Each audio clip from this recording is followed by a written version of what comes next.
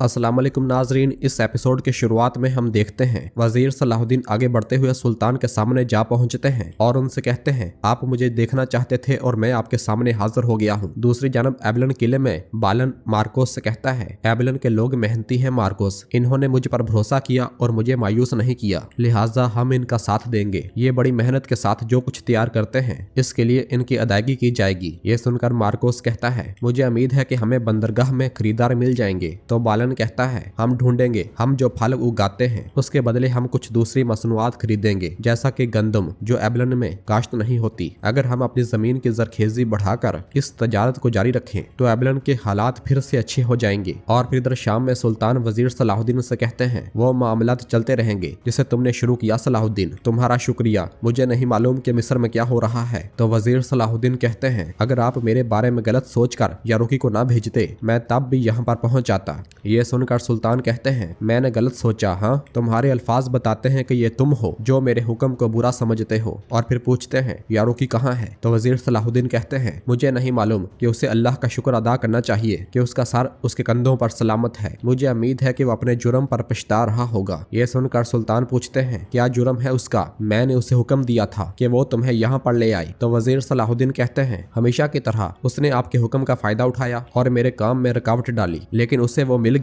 जिसका वो अब इस बार हकदार था। ये सुनकर सुल्तान पूछते हैं, तुमने उसके साथ क्या किया? बताओ तुमने यारुकी के साथ क्या किया? तो जवाब में वजीर कहते हैं, वही आपको बेहतर बता सकता है, अगर वो आपसे बात करने की हिम्मत कर पाया तो। दूसरी जानब यारुकी एक पहाड़ी पर बैठा हुआ होता है और काफी गुस्से में दिखाई दे रहा होता है और उस लम्हे को याद करता है जब वजीर सलाहुद्दीन ने उस पर मुक्कों और घूंसों की बरसात की थी, जबकि यारुकी के पीछे खड़ा बहादुर भी यारुकी को इस तरह देखकर परेशान हो रहा होता है। और फिर इधर शाम में सुल्तान कमरे में खड़े मुहाफिज सिपाहियों को भी बाहर भेज देते हैं। जब वो तमाम सिपाही कमरे से बाहर रवाना हो जाते हैं तो सुल्तान गुस्से से वजीर सलाहुद्दीन से कहते हैं, तुम ये कैसे कर सकते हो? हाँ, अपना हाथ किसी ऐसे शख्स के खिलाफ कैसे उठा सकते हो जो मेरी नुमाइंदगी करता हुआ तुम्हारे पास आया हो? भाई के खिलाफ उठाया गया हाथ इत्तेहाद में खलल डालता है और इंसाफ को मुतज़ल्ज़ल कर देता है। क्या तुम ये नहीं जानते यारुकी के खिलाफ मुज़ाहमत करने का मतलब मेरे हुक्म की नाफरमानी है? क्या तुम ये नहीं जानते? ये सुनकर वजीर सलाहुद्दीन कहते हैं, अगर वो आपका नुमाइंदा है तो मैं आपका नाइब हूँ। अगर उसने आपके हुक्म से कैरक पर मुझे हमला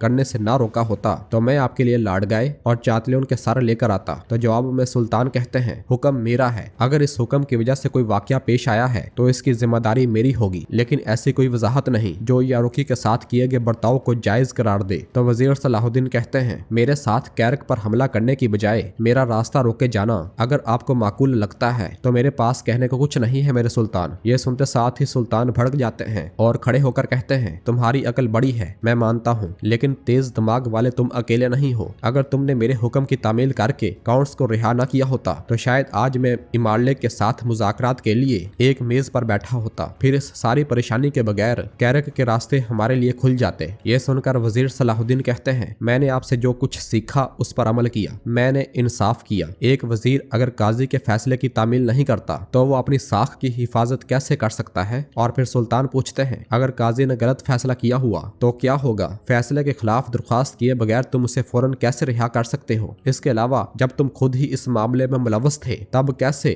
उस औरत ने तुम्हें मारने की कोशिश की? क्या गैर जरूरी रहम की जरूरत थी? तो वजीर सलाहुद्दीन कहते हैं, मैं उस पर रहम क्यों करूंगा? तो सुल्तान कहते हैं, मैं नहीं जानता, शायद तुमने उसकी हमायत की जैसा कि तुमने एबलन कौंत के साथ किया। तो वजीर सलाहुद्दीन कहते हैं, क्या होता अगर चातलियों की एबलन में बदतरीन हुक्मरानी होती? मैंने ये वहाँ के मुसलमानों के लिए किया है, अगर मैंने किसी पर एहसान किया है तो वो वहाँ के मुसलमान थे। और फिर सुल्तान आगे बढ़ते हुए कहते हैं, मिस्र तुम्हारे लिए काफी नहीं था कि तुमने एबलन को भी तरतीब देने की कोशिश की। ये खत पढ़ो, देखो तुमने जो पत्थर फेंका उसकी वापसी की आवाज कहाँ से गूंज रही है। यह सुनते साथ ही वजीर सलाहुद्दीन खत लेकर पढ़ने लग जाते हैं। और फिर सुल्तान मजीद कहते हैं, मेरा बेटा मलक साले तकरीबन अपनी जान से हाथ धो बैठा था तुम्हारी वजह से। तो वजीर सलाहुद्दीन कहते हैं, मेरे सुल्तान में मलक सालेह की जान को अपनी जान से ज्यादा अहमियत देता हूँ, जैसा कि मैं उम्मत के तमाम बच्चों के साथ करता हूँ। मैं उनकी सलामती के लिए दिन रात काम करता हूँ। और फिर सुल्तान कहते हैं, सलाहुद्दीन इसमें कोई शक नहीं है, वो मसला नहीं है, लेकिन इस कार्रवाई के नतीजे में जिसे तुमने बगैर मुशावरत के किया, तख्त का वारिस मरने वाला था। अगर मेरे बेटे को नुकसान पहुंचता तो क्या होता? तब क्या होता? सलाहुद्दीन बोलो, बताओ क्या होता? तो वजीर सलाहुद्दीन कहते हैं, मेरे पास एबलन में मुदाखलत करते हुए आपको इतला देने का वक्त नहीं था मेरे सुल्तान। अगर मैं इंतजार करता तो एबलन चातलियन के पास चला जाता और फिर सुल्तान कहते हैं, तुम्हारे पास वक्त नहीं था, तुमने यही मुनासिब समझा, तुमने जरूरत पर अमल किया। अच्छा सलाहुद्दीन, बहुत खूब, यही करते रहो। आओ देखते हैं कि यह रास्ता तुम्हें कहाँ लेकर जाएगा। और फिर वजीर सलाहुद्दीन वो फरमान वापस करते हुए कहते हैं, यह है वो आपका फरमान जिसके साथ मैं उस तख्त पर बैठा था। मैंने जो कुछ भी किया मैंने वो उस अख्तियार की बुनियाद पर किया जो आपने मुझे सौंपा था। अगर आप मेरी वजारत से राजी नहीं है तो जो कुछ आपने मुझे दिया है उसे वापस लेना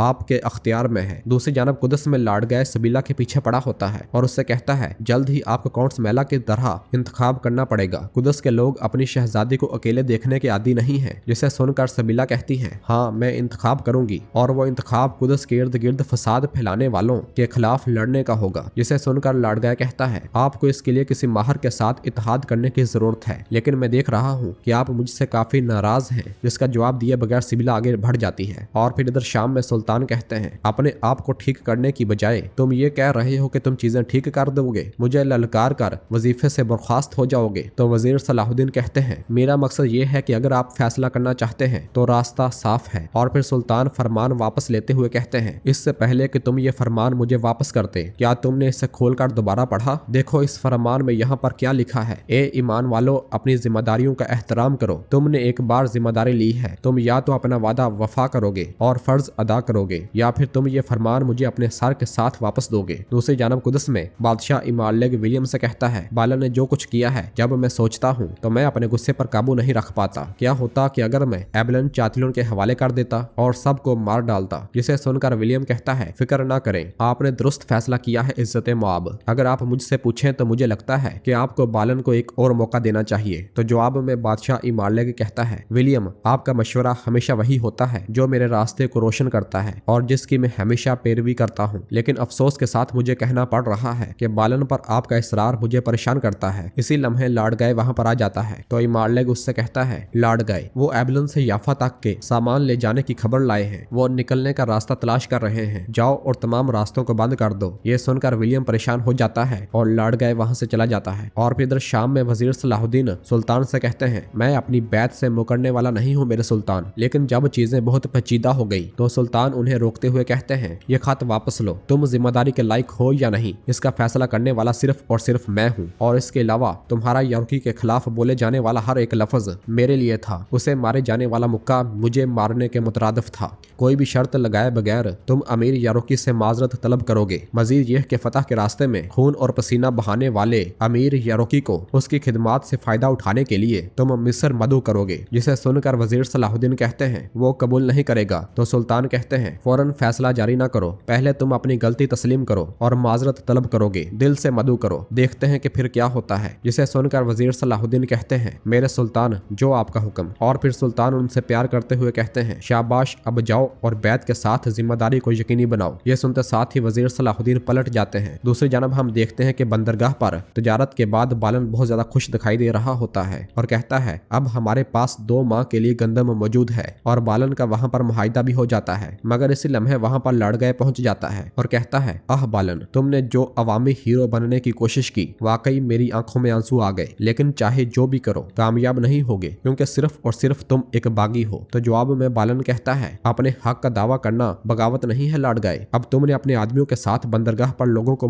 परेशान करना शुरू कर दिया है। और फिर लाडगाए बंदरगाह वाले को फरमान देते हुए कहता है, ये बादशाह इमालेग का हुक्म है, गंदम वापस गोदाम में रखो। फरमान पढ़ने के बाद वो गंदम वापस उतारने लग जाता है। ये सब देखकर बालन गुस्से से कहता है, तजारत को हाथ नहीं लगाया जा सकता, कोई भी हमारी तजारत में रुकावट नहीं बन सकता। जिसे सुनकर लाडगाए कहता है, ये सिर्फ उन पर लागू होता है जो बादशाह की अताअत करते हैं। अब से एबलन में किसी को भी बंदरगाह पर सामान खरीदने या बेचने की इजाजत नहीं है। तुम अकेले हो बालन, बेहतर है कि तुम इसे कबूल कर लो। ये कहते साथ ही लाडगाए वहाँ से चला जाता है। इधर शाम में फातिमा खातून वजीर सलाहुद्दीन के सामने खाना रख रही होती है और अपने बेटे की आमद पर बहुत ज्यादा खुश दिखाई दे रही होती है। और फिर उनके पास बैठते हुए पूछती है, मिस्र में क्या सूरत हाल है बेटे? तो वजीर सलाहुद्दीन कहते हैं, अवाम परेशान कुन हालत में है, रईस फितना फैलाने के दर पर है, हर तरफ अलहदगी की आग है, मैं हैरान हूँ कि कहाँ पर भागना है। यह सुनकर फातिमा खातून गमगीन होते हुए कहती है, आह शेरकू, अल्लाह उसकी कब्र को जन्नत बना दे। तुम जब भी मुश्किल में होते थे उसके कंधे का सहारा लेते थे। तुम्हारे बाबा और तुम्हारे भाई दूर हैं, तुम्हें जब अपने खानदान को साथ रखना चाहिए था, तुम काहिरा में बिल्कुल अकेले रह गए हो। तो जवाबन वजीर सलाहुद्दीन कहते हैं, कभी कभी मेरे कंधों पर वजन बहुत ज्यादा महसूस होता है। वो मेरे और सुल्तान के दरमियान इख्तलाफात डालने की कोशिश कर रहे हैं। तो जवाब में फातिमा खातून कहती है, मेरे यूसुफ हमेशा से ऐसा ही है, हर कोई अपने जहन को सबसे ज्यादा अहमियत देता है, लेकिन सुल्तान नूरुद्दीन कुछ भी हो जाए, किसी भी वक्त वो तुमसे मुंह नहीं मोड़ेंगे।